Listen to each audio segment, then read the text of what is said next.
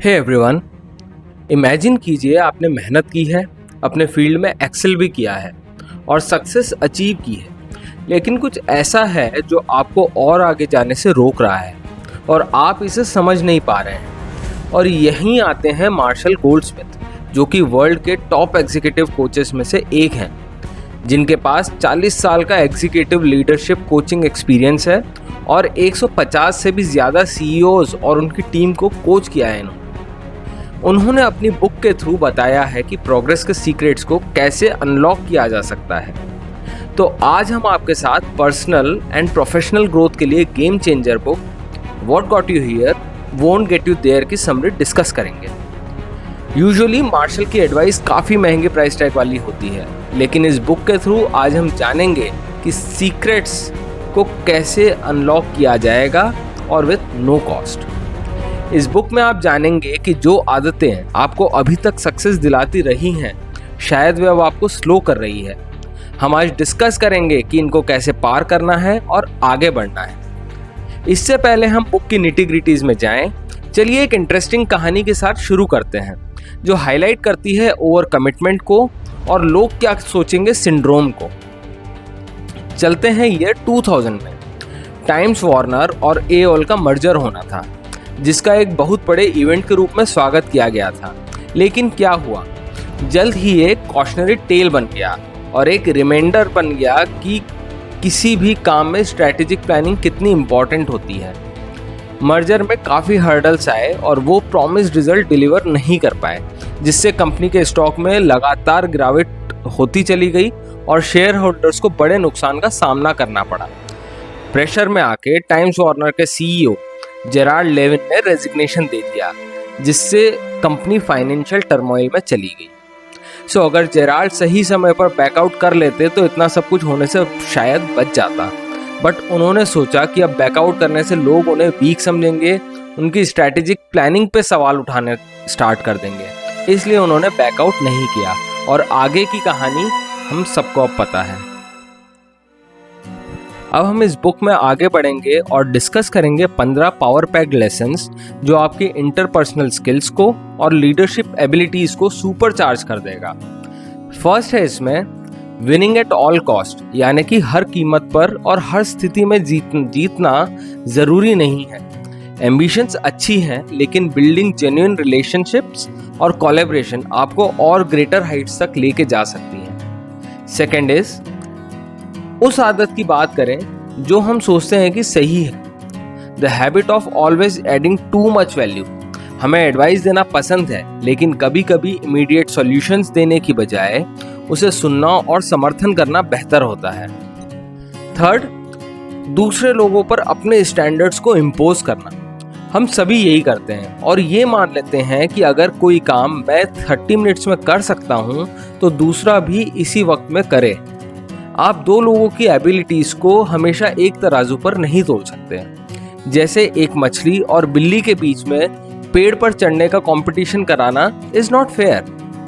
Fourth is बिना जरूरत के सरकाजम या फिर व्यंग ऐसे रिमार्क्स देना जो कि सही नहीं है। ये रिलेशनशिप्स को तोड़ने का काम करते हैं।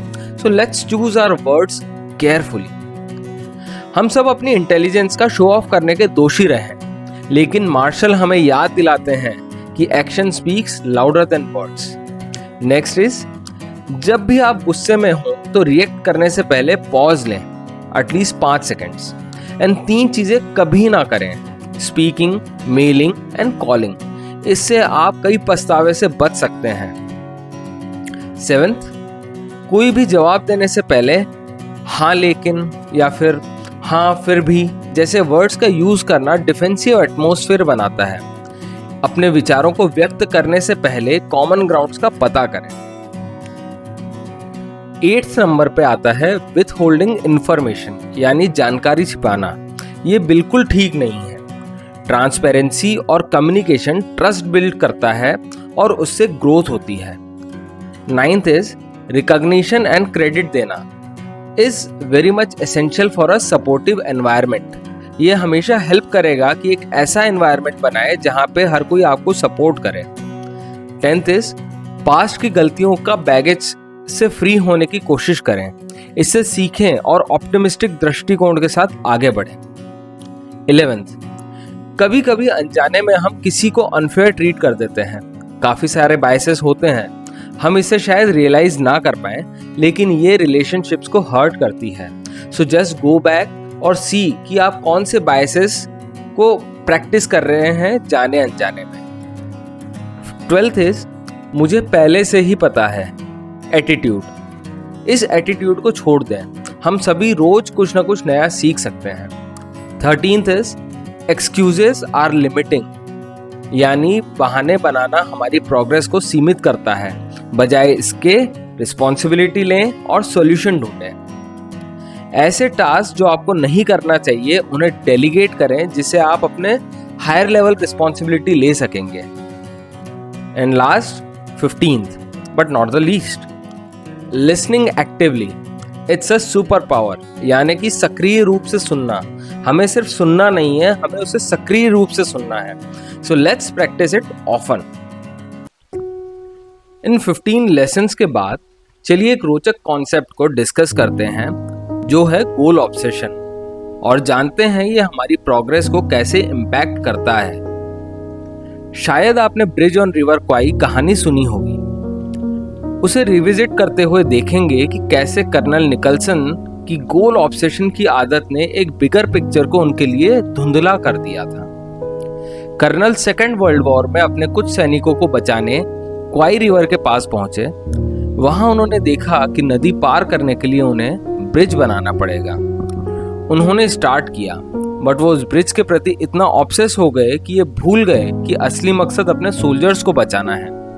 उन्होंने एक सुंदर ब्रिज तो बना दिया था, लेकिन एक ऐसा मोमेंट आया कि उन्हें वो खुद नष्ट करना पड़ा, सो दैट कि एनिमी फोर्स उनके पीछे ना आ जाए। और उस बात का उन्हें काफ़ी रिग्रेट हुआ, क्योंकि उन्होंने अपना काफ़ी टाइम और एफर्ट इसमें वेस्ट कर दिया था। ये पावरफुल स्टोरी हमें सिखाती है कि गोल ऑब्सेशन हमें कभी कभी ग्रेटर पर्पस को ढक देता है। कभी कभी पर्सनल एम्बिशंस को छोड़कर कलेक्टिव मिशन में ध्यान लगाने से ही सक्सेस मिलती है। इस डिस्कशन को रैप करने से पहले हम कुछ एसेंशियल बिट्स को देखते हैं जो हम अपनी लाइफ में इंटीग्रेट कर सकते हैं। First is, just like good wines, हम सभी की लाइफ में एक डम फेज आ सकता है। जैसे कि जब वाइन मैन्युफैक्चर होती है तब उसमें टेस्ट नहीं रहता है या एक्सपेक्टेड से कम रहता है, बट जैसे जैसे वो पुरानी होती है उसका टेस्ट निखर के आने लगता है। वैसे ही हम भी अपने डम फेज से घबराएं नहीं, बल्कि टाइम दें, क्योंकि हमारी एबिलिटीज उसे सरपास कर ही देंगी। Second is, pick something to improve. आप किसी भी फील्ड में हो, हमेशा एक न एक स्किल पर सुधार करते रहना बहुत ज़रूरी है, क्योंकि consistent growth is the name of the game. Third is, feed forward. Feed forward आपको बेहतर बनाने का एक प्रोएक्टिव तरीका है। इसमें हम अपने फ्यूचर प्लान्स एंड गोल्स के लिए क्या प्रोसेस लेना है समझ पाते हैं। फीड फॉरवर्ड हमें आगे की दिशा दिखाने के लिए तैयार रहता है और हमें प्रोएक्टिव बनने में इनकरेज करता है। आज की कॉम्पिटिटिव दुनिया में फीड फॉरवर्ड एक नया गाइड बनता है जो हमें खुद की प्रोग्रेस के लिए एक्टिवली इंस्पायर करता है। लास्टली, मेजरेबल गोल बनाएं, वो हमें सक्सेसफुल आउटकम्स दिलाते हैं। फॉर एग्जाम्पल, मैं एक बेटर स्पीकर बनना चाहता हूँ। आप इसे एक मेजरेबल गोल बना सकते हैं, जैसे कि मैं अगले 6 महीने के भीतर कम से कम 3 पब्लिक स्पीकिंग इवेंट्स में पार्टिसिपेट करूंगा और हर बार मैं ऑडियंस से फीडबैक एंड फीड फॉरवर्ड लेकर उन पर काम करूंगा। तो चलिए इस वीडियो को यहीं समाप्त करते हैं और आशा करते हैं कि आप इन इनवैल्यूएबल मेथड्स को आगे ले जाकर अपने और अपने आसपास के लोगों में मीनिंगफुल चेंज लाने का प्रयास करेंगे। यदि आपको ये वीडियो अच्छा लगा हो तो इसे लाइक, शेयर और सब्सक्राइब करना ना भूलें।